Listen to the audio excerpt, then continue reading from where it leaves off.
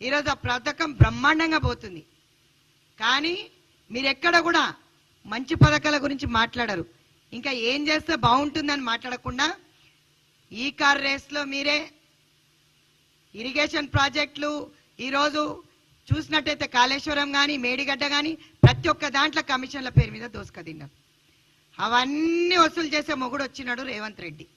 వసూలు పక్కా చేస్తాం, ప్రజల సొమ్ము ప్రజలకు ఇస్తాం, అన్ని గ్యారంటీలు చెప్పినట్టు అమలు చేస్తాం. ఏది కూడా తగ్గేదే లేదు. బతుకమ్మ కుంటలు రావాలి. మరి మంత్రులందరికీ కూడా ఆహ్వానం, మేము మా మంత్రుల పక్క నుంచి నేను ఆహ్వానం చెప్తున్నా. మహిళా కాంగ్రెస్ తరఫున సబితా ఇంద్రారెడ్డి గారు, సునీత లక్ష్మారెడ్డి గారు బతుకమ్మ కుంట ఏ విధంగా మేము డెవలప్ చేశాం, ముఖ్యమంత్రి వర్యులు నేను ఉండి మిమ్మల్ని రిసీవ్ చేసుకుంటా, రండి సునీత లక్ష్మారెడ్డి గారు బతుకమ్మ ఆడదాం. ప్రజాపాలనలో బ్రహ్మాండంగా ఈరోజు మేము చేస్తున్న ప్రతి ఒక్క పథకం ప్రజల వారికి తీసుకెళ్తున్నాము. ఈ హామీలు మేము ఇచ్చాము అని మేము వైఫల్యం చెందినాం అనుకున్నాం, కానీ బ్రహ్మాండంగా పాట పెట్టి చెప్తున్నారు. ఖచ్చితంగా ఎవ్వరు అధైర్యపడొద్దు, అన్ని హామీలు పూర్తి చేస్తాం. కొంచెం వెనుక ముందు అంతే. ఎందుకంటే ఈ లక్షల వేల కోట్లు బడ్జెట్ల ఈ కార్ రేసింగ్లా వీళ్ళు దోసుక తిన్నది. ఏదైతే సంతోష్ రావే కానీ హరీష్ రావే కానీ ఈరోజు క్లియర్గా కవితమ్మనే చెప్తుంది మన ఆయన దగ్గర మొత్తం దోసుక తినడని. మరి నాయనకు తెలియకుండానే దోసుక తినడా అంట. చెల్లెకు, అన్నకు, బావకు, బావమరిదికు తేడా వచ్చింది, తండ్రికి తెలియకుండా తేడా వచ్చిందా, కమిషన్లు పంచడంలో తేడా వచ్చిందా, అది మొట్టమొదటిగా అది తెలుసుకోవాల్సిందిగా కోరుతున్నా. మీరు ఎవిడెన్స్ ఇవ్వండి కవితమ్మ గారు, ఖచ్చితంగా అందరినీ లోపటేసి వసూలు చేస్తాం. రేవంత్ రెడ్డి గారు ఖచ్చితంగా ప్రజాపాలన వసూలు చేస్తాం. ప్రజల సొమ్ము ఏదైతే దోసుక తిని బుర్జ్ ఖలీఫాలో తీసుకున్నారు కదా, ఆ బిల్డింగ్లన్నీ వాపస్ ఇచ్చేస్తే మంచి మంచి పథకాలు, ఇంకా సంక్షేమ పథకాలు మేము ముందుకు అమలు చేస్తాం. ఆ రోజు మీరు వచ్చినప్పుడు ఎట్లుండే, ఈ రోజు ఎట్లున్నారు. కాబట్టి బతుకమ్మ పండగను ఇష్యూ చేయొద్దని చెప్పి కోరుతున్నాను. ఆడబిడ్డలను మర్యాదించి గౌరవించడం సంస్కృతి. ఈరోజు బతుకమ్మ పండుగ వేదికగా మేమందరినీ కూడా ఆహ్వానం పలుకుతూ బతుకమ్మ చీరలన్నీ కూడా బ్రహ్మాండంగా ఇస్తాం.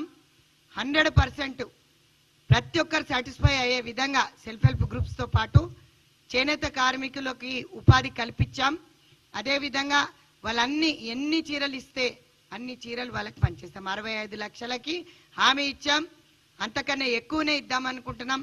ఎవరికన్నా బతుకమ్మ చీరలు రాలేదు అని అంటే కొంచెం లేటుగా వస్తాయి, ఖచ్చితంగా తీసుకోవాల్సిందిగా కోరుతున్నాం. ఈ ప్రెస్ మీట్ ఎందుకు పెట్టామంటే ఖచ్చితంగా ఈరోజు ఒక పాట రిలీజ్ చేశారు.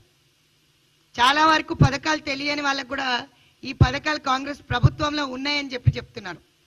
సిగ్గు లేకుండా ఈరోజు మాట్లాడుతున్న బీఆర్ఎస్ నాయకులందరికీ కూడా చెంపపెట్టు పెట్టే విధంగా బతుకమ్మ సంబరాలు చేస్తాం. ప్రజాపాలనలో మీరు చూస్తారు, ఘనంగా ఉత్సవాలు చేస్తాం, మంచి చీరలు ఇస్తాం. చేనేత కార్మికులందరినీ కూడా సంతోషపెడుతున్న మా రేవంత్ అన్నకు కూడా ఈరోజు నిజంగా కూడా వాళ్ళందరూ కూడా ఆశీర్వదించి శుభాకాంక్షలు తెలియజేస్తున్నారు. అమ్మవారితో పోలుస్తారు ఆడబిడ్డని. గౌరవించండి, గౌరవించడం చేత కాకపోతే నోరు మూసుకోండి. అంతేగాని అనవసరంగా మీరు మాట్లాడి ఈ విధంగా తప్పుడు ప్రచారం చేస్తే ఇదే ఆడబిడ్డలు మిమ్మల్ని అపోజిషన్లో కూర్చోబెట్టారు. రాబోయే కాలంలో బొందబెట్టి డిపాజిట్లు కూడా రాకుండా చేస్తారు. మీ నాటకాలు, బీజేపీ నాటకాలు, బీఆర్ఎస్ నాటకాలు అందరికీ తెలుసు.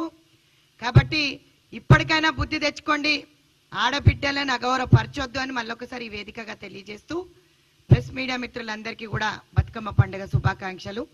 చెల్లెళ్ళందరికీ కూడా తెలంగాణ రాష్ట్ర ప్రభుత్వ తరఫున బతుకమ్మ పండుగ అడ్వాన్స్ శుభాకాంక్షలు తెలియజేస్తున్నాం.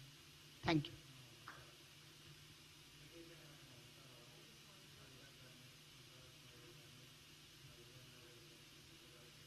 ఈ వేదికగా నేను అందరి అక్కలను ఆహ్వానిస్తున్నాను.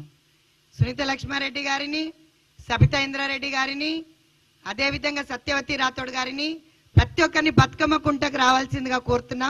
నేను దగ్గరుండి రిసీవ్ చేసుకుంటాను. ఎందుకంటే ఇన్విటేషన్ వచ్చింది రాలేదు అని చెప్తారు. కాబట్టి ప్రెస్ మీడియా మిత్రులకు అందరికీ ముఖాముఖిలో నేను చెప్తున్నాను, రమ్మని చెప్పి ఆహ్వానిస్తున్నాం. అక్కలందరినీ రమ్మంటున్నాం.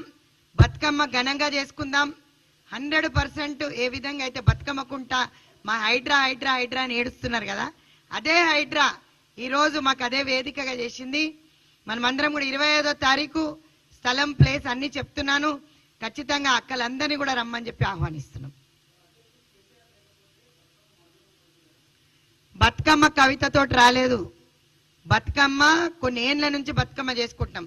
వీళ్ళొచ్చి బతుకమ్మ పేరు మీద కూడా 100 కోట్లు దోసుకున్న కవితమ్మకు తెలుసు. మరి ఈరోజు సస్పెండ్ అయ్యి బయటకు వచ్చింది కదా.